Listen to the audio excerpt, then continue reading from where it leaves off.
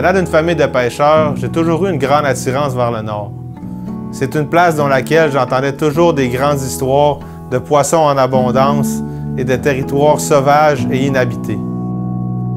Jamais j'aurais pensé avoir la chance d'explorer ce territoire, mais je suis parti de la toundra du Québec jusqu'en Laponie suédoise pour y vivre l'aventure nordique ultime. La première fois que j'ai mis les pieds ici, c'est vraiment dur à expliquer comment je me sentais. Il y a vraiment quelque chose de spécial dans le Nord. C'est quelque chose que peu de gens peuvent expliquer.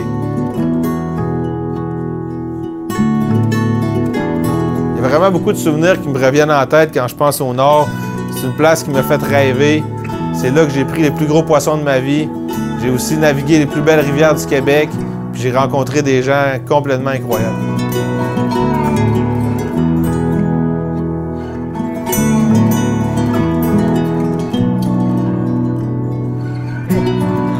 What are you doing in this neck of the woods? Came for a paddle.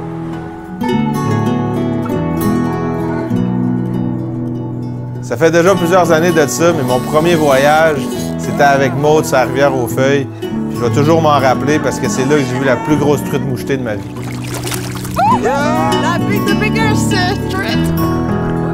Après ça, j'avais juste une chose en tête, c'était de retourner dans le Nord le plus souvent possible. Jamais j'aurais pu imaginer ça. Après mon voyage avec Maude, je me suis envolé avec Phil et Derek en hélicoptère pour explorer Mont-Torngat. C'était complètement fou.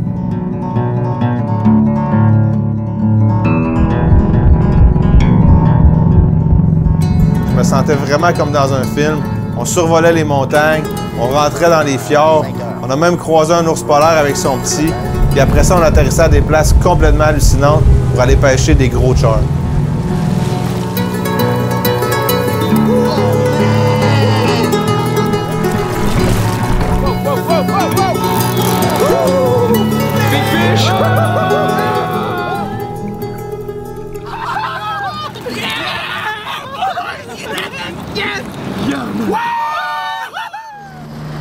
Après un voyage comme ça, j'étais vraiment déterminé à revenir dans le Nord. Les choses ont fait que j'ai eu la chance d'y revenir et vivre les plus beaux voyages de ma vie.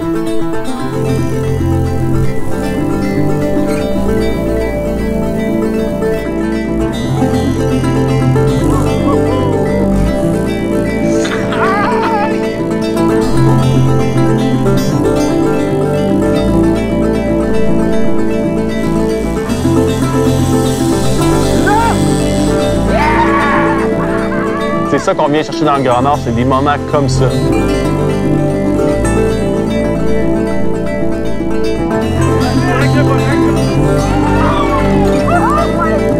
On a pogné un monstre sans monstre, c'était une grosse bataille, puis c'était une des meilleures journées de ma vie.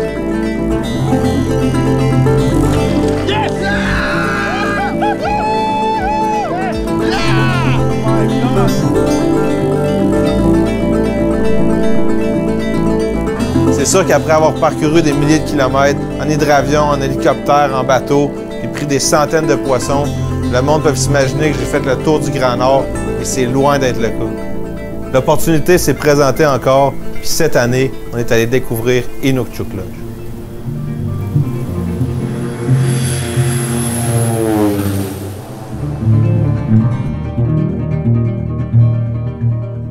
La première impression qu'un nouveau visiteur va avoir, c'est que c'est désertique et il n'a pas de vie. Mais aussitôt qu'on met les pieds à terre, on se rend compte que c'est complètement le contraire, qu'il y a une abondance de vie ici. Les gens qui le vivent pour la première fois, le nord du Québec, c'est quelque chose qu'ils vont se rappeler toute leur vie. Puis ce voyage-ci, j'ai vraiment hâte de voir les yeux de Laurence quand elle va arriver ici.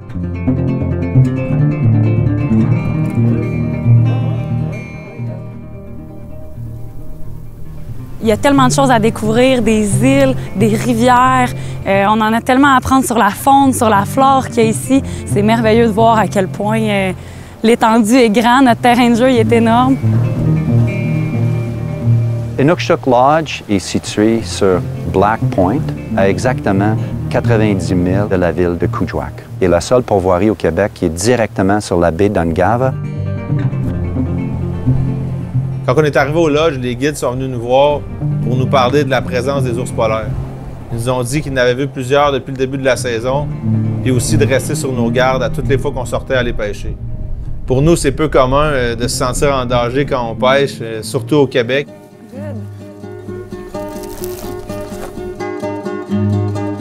On vient juste d'arriver à Inukshuk Lodge, puis les gars ils disent que c'est la plus belle journée depuis les 10 derniers jours.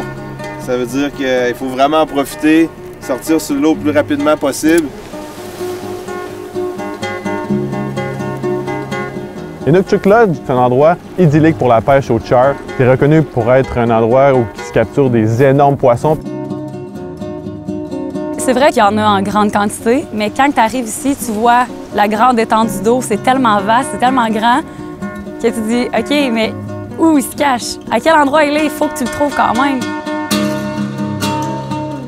Le soleil se couchait, il nous restait à peu près 1 heure de pêche. J'ai eu la chance de prendre mon premier char. Ça commençait vraiment bien le voyage. Premier soir, Fred, il prend son premier char. Tout de suite, ça a installé chez moi une belle petite aspect de compétition. J'étais une personne assez compétitive. J'avais dit à Fred, je dis là, c'est sûr que je vais essayer d'en prendre un plus gros que toi, puis je vais en prendre plus, puis je vais te montrer qu'est-ce que je suis capable de faire. Lorsque tu pêches, t'es au beau milieu de nulle part. Tu pêches avec un panorama incroyable. Du matin au soir, les paysages changent, le ciel change, c'est de toute beauté.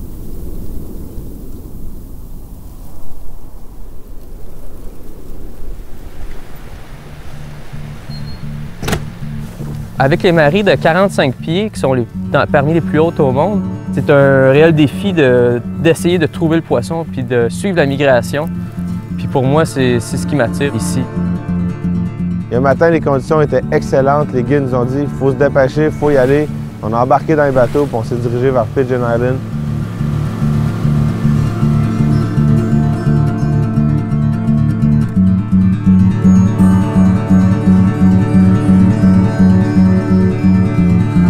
C'est assez difficile de se rendre jusqu'ici. La mer est quand même agitée. Le vent s'est levé puis les vagues aussi.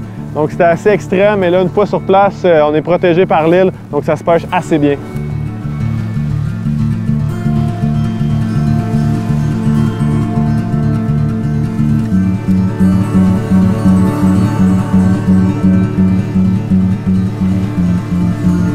Cette journée-là, j'étais avec Laurence, puis de voir ses yeux, puis de ne pas savoir à quoi s'attendre.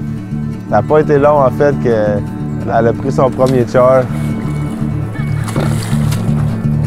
On se le cachera pas, elle était avec une gang de gars, elle était la seule fille.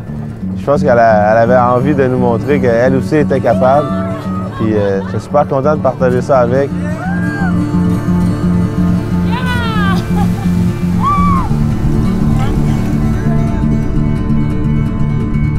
C'est vraiment puissant comme poisson, je m'attendais jamais à ça. Ça tire est un combat d'une 15aine de minutes, c'est vraiment impressionnant.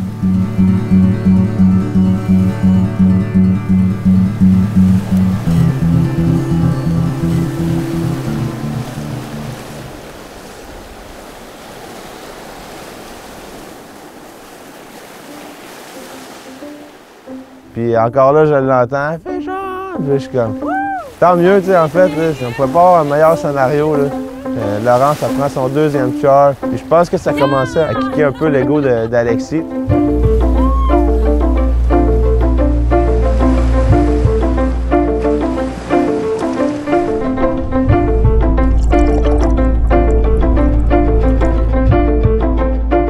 Après que Laurence a pris son deuxième char, la marée a continué à monter, les conditions de pêche sont vraiment devenues défavorables.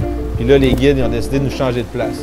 Ils ont débarqué sur une île, ils m'ont donné un gun, puis ils ont dit « Reste vigilant, nous autres, on ne peut pas débarquer à cause des grandes marées. »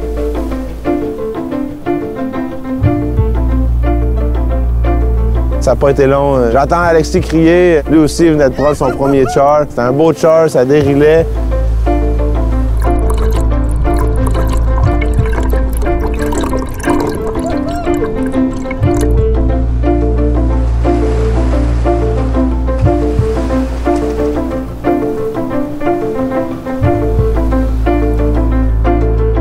On s'est regroupés, on s'est mis à caster. Puis là, moi puis Laurence, en même temps, Chacun un char.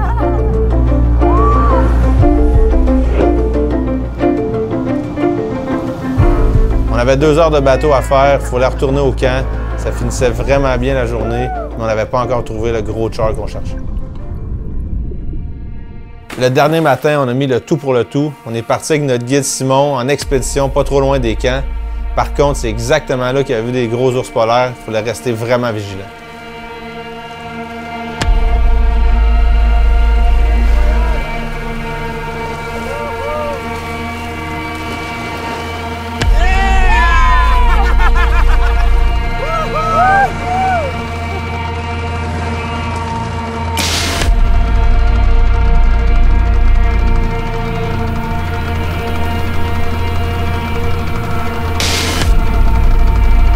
Ici, on est vraiment à la merci de l'environnement et de la nature sauvage. Il faut tout le temps garder un œil autour de ce qui nous entoure, que ce soit en bateau, autour du camp. Avec les ours polaires dans la région, on ne peut pas prendre vraiment de chance.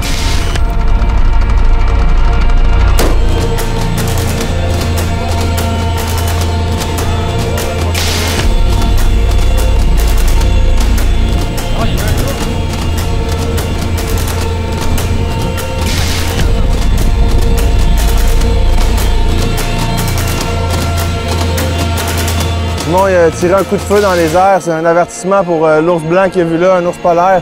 Nous, on pêchait, il disait qu'il y avait un ours à peu près 1000 livres qui s'en allait vers le shoreline. On ne prendra pas de chance avec ça. On va s'en aller changer de spot.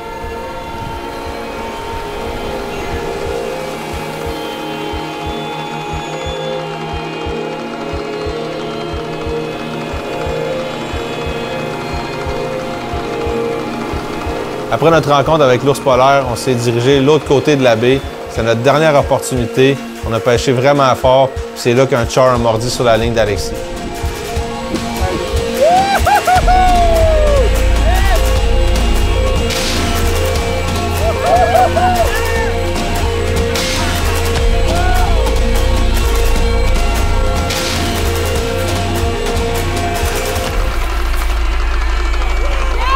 C'était pas nécessairement le gros char qu'on recherchait, mais il n'y avait pas de meilleure façon de terminer notre voyage. On avait les 2 pieds dans l'eau, dans la baie d'Ungava. On a remis le char à l'eau, et on était les pêcheurs les plus heureux au monde. Quand je repense à notre voyage, il y a plein de beaux souvenirs qui me reviennent en tête, mais il y a une chose qui est certaine, je me rends compte à quel point on a été privilégiés d'explorer un territoire aussi sauvage que le Nunavik.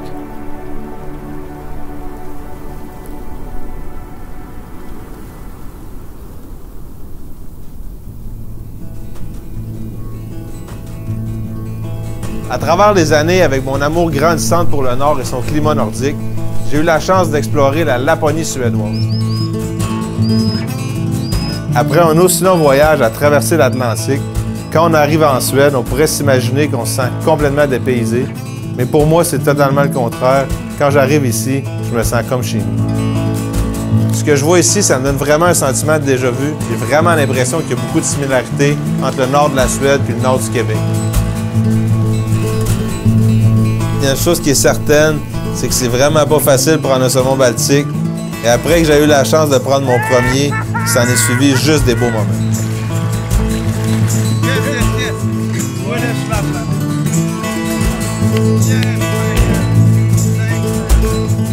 Ah man, je l'ai eu. I got it.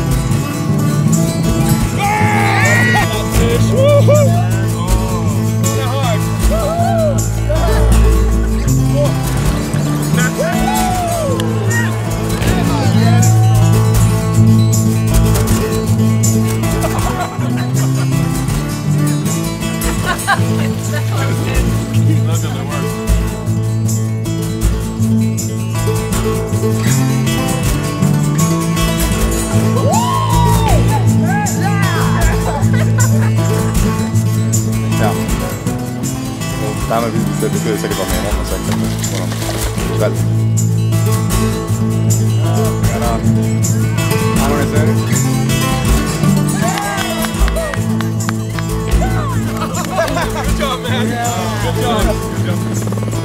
Well, flying in these mountains and along these rivers is get a good sense of freedom. The beautiful views that you have, the people that you meet, it's just something special. And the time stands still, and nature is the one that rules here.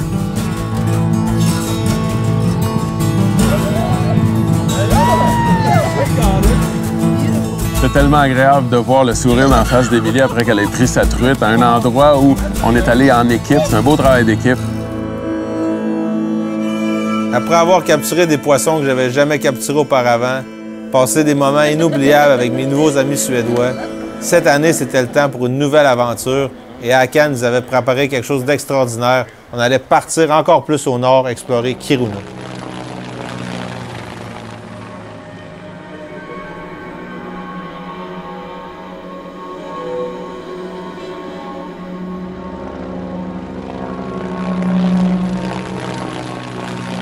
Alexis et moi, on s'est fait débarquer en plein milieu de nulle part. On savait vraiment pas on était où, mais une chose qui était certaine, on savait qu'on allait rencontrer Håkan, qui allait nous partager sa passion pour la pêche à la truite brune dans cet endroit sauvage.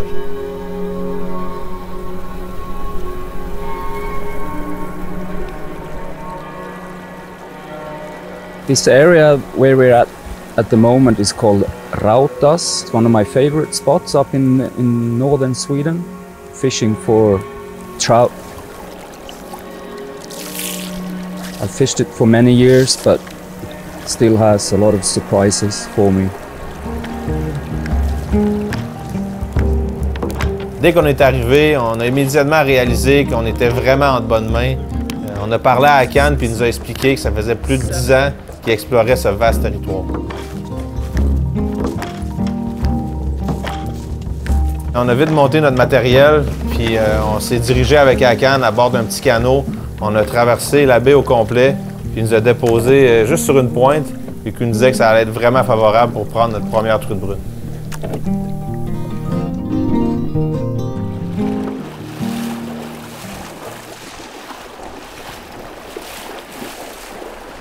The thing that happens after you've been fishing for a while is that your mind is just clear. You know, you don't think about anything. You just blank.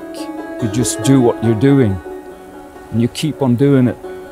And then you look at the clock, wow, it's 2 hours. And it's like you're living in the present. Do you see what I mean? Like you're here and now.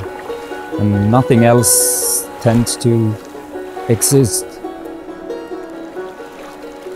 Comme prévu, Håkan avait raison. Ça n'a pas été long avant que je capture ma première truite brune, exactement où il nous avait laissé. So we're spoiled to be able to do this for a living and also to share this with people that you've never met before, but you have that in common. You know, it's a nice atmosphere. Not only to be in this type of nature, but it's also good with clients because you share the same passion.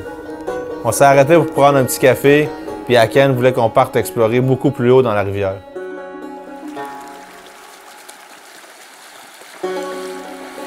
In extreme cases, when you're lucky, you can put on a fly to a client and you can say, okay, you see that hole? You put your fly there, let it sink down to the hole, and then he casts out, the fly goes down the hole, and he catch a fish.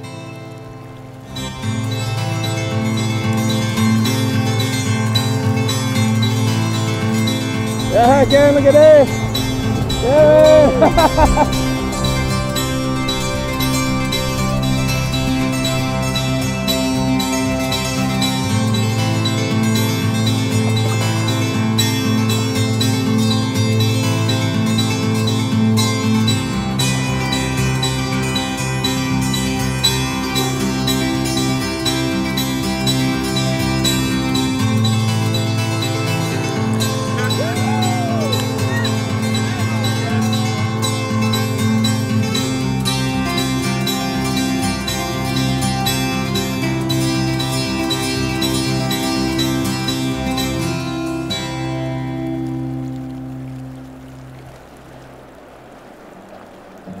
Après avoir capturé plusieurs truites, Akan voulait vraiment nous faire découvrir un nouvel environnement.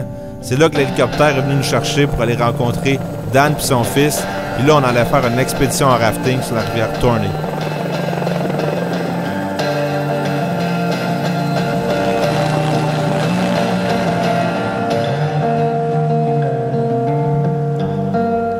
Quand on est arrivé au point de rencontre, au loin, j'ai vu le plus gros canot en bois que j'ai jamais vu de ma vie. C'est là qu'Akan m'a expliqué qu'ici en Suède, c'est des canots traditionnels qui sont utilisés pour transporter des gens puis souvent du matériel.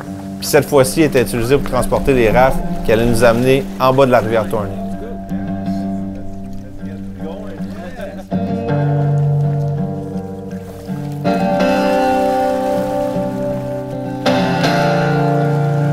J'avais vraiment hâte à cette aventure-là. C'est quelque chose que j'avais jamais fait avant. Fait qu'on est parti avec Akan, Dan et son fils Philippe à la recherche de grayling. If I get to choose one spot to fish for grayling, there is no other place like Thorney River.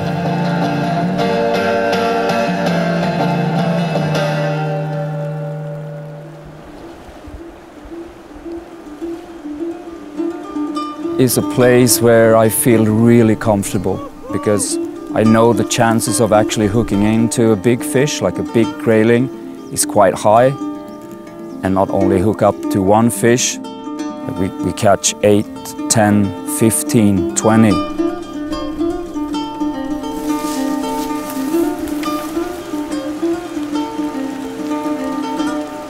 I think that Kiruna is one of the best places in Northern Europe to catch big fishes.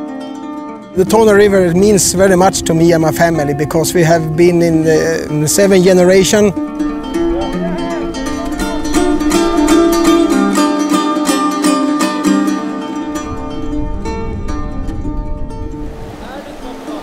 The first time Philip was in a boat in the Thorney River, he was 4 months. He was with me when I catch some grayling and fishing, and since then he's been with me every year. My father has taught me everything about fishing that I know today, and he taught me how to tie a fly, where the fish are, and how to read the river. C'était vraiment le fun de voir la chimie que Dan et son fils avaient ensemble. Pour moi, c'était clair qu'ils connaissaient la rivière, puis ils prenaient un grayling après l'autre. Je regardais, ils s'amusaient, puis évidemment, j'avais vraiment hâte d'en prendre un. Comme de fait, mon tour est venu. Puis quand je l'ai eu dans mes mains, ce poisson-là, je me suis rendu compte à quel point c'est un beau poisson. Puis j'ai vraiment pas eu la chance d'en voir souvent avec la grosse fine sur le dos. C'est vraiment un poisson unique. There is so many things that you can't control when it comes to fishing. But it's nice to be in control of the food that you can serve. Fantastic local food like the reindeer and the whitefish. Ce que j'aime vraiment ici en Suède, c'est pas juste la pêche, c'est aussi la nourriture puis tous les beaux moments qu'on partage autour du feu.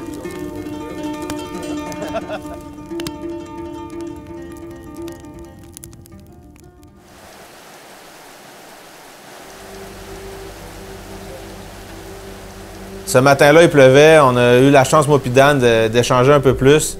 Puis c'est là qu'il m'a donné beaucoup de trucs sur la pêche au grayling. Il m'a montré des mouches que j'avais jamais vues.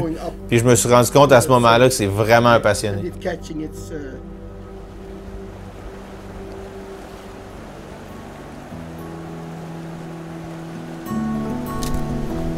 Quand la météo s'est calmée, j'étais vraiment motivé. Dan m'avait donné plein de nouveaux trucs. J'avais une nouvelle mouche, celle qui disait que c'était une des meilleures. Fait que je pouvais pas être plus motivé que ça. Là, je m'en allais pour essayer de prendre un gros grayling.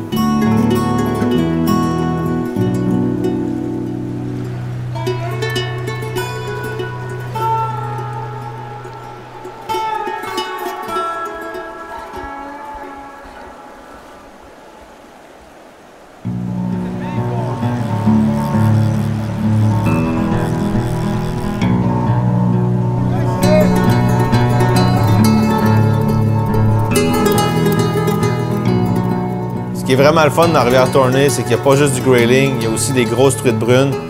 Philippe, c'est quelque chose qu'il aime vraiment pêcher. Fait qu'il a décidé de se concentrer, aller dans le haut d'un rapide, lancer un gros streamer puis stripper ça rapidement. Puis il a vraiment été chanceux. Je l'ai vu s'accrocher sur une belle truite brune. Puis son père est arrivé à la course pour l'aider à la sortir.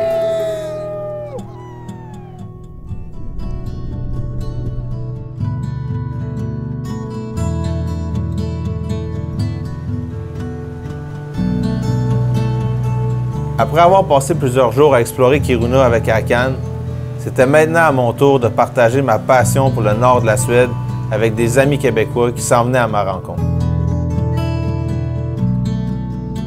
Ils sont partis de Québec en direction de Kiruna, puis après un long vol, on s'est rejoints à l'aéroport, puis il y avait juste une chose en tête, partir à la pêche.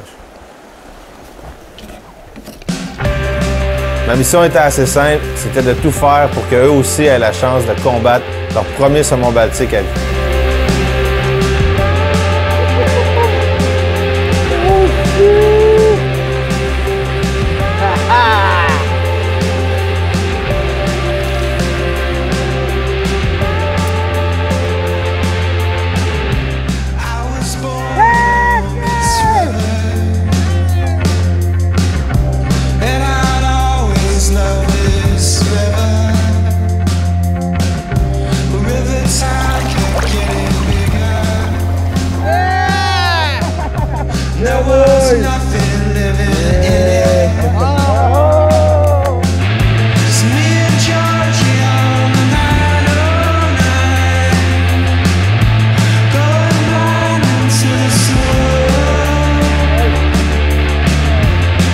Happening again?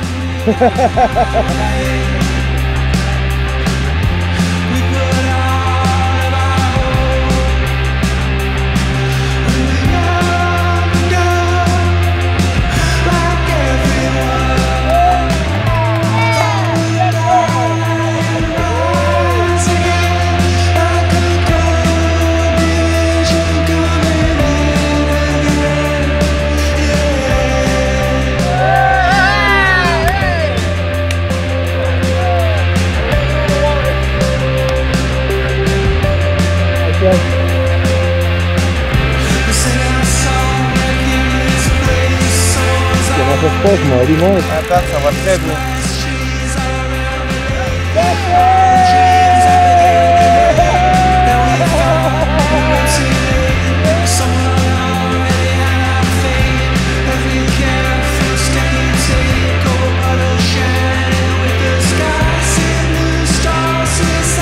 How do you feel now? You've broken the ice with the Baltic salmon. Relieved and happy and exhausted.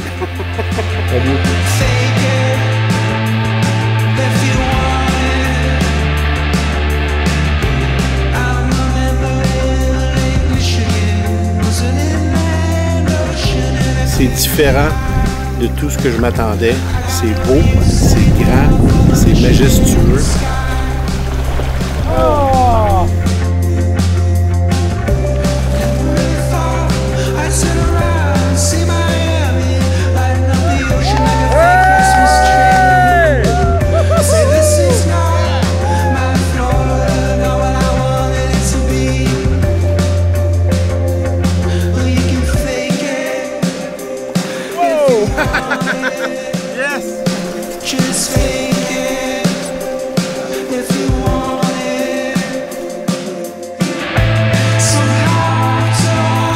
On oublie des 4 jours, on n'avait rien.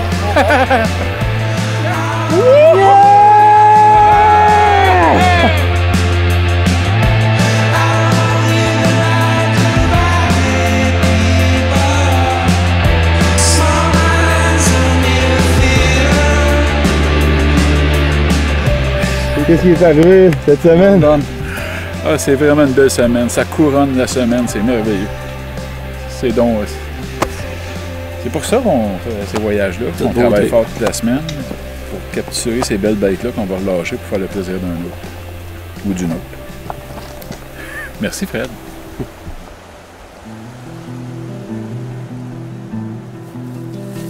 Quand je regarde en arrière, je me rends compte à quel point j'ai vraiment été chanceux de vivre toutes ces grandes aventures-là. Suivre mes passions, c'est quelque chose qui a vraiment été bénéfique, car ça m'a emmené jusqu'au nord du Québec, en passant par la Laponie suédoise. Puis il y a une chose qui est certaine, c'est juste le début de mes expéditions nordiques.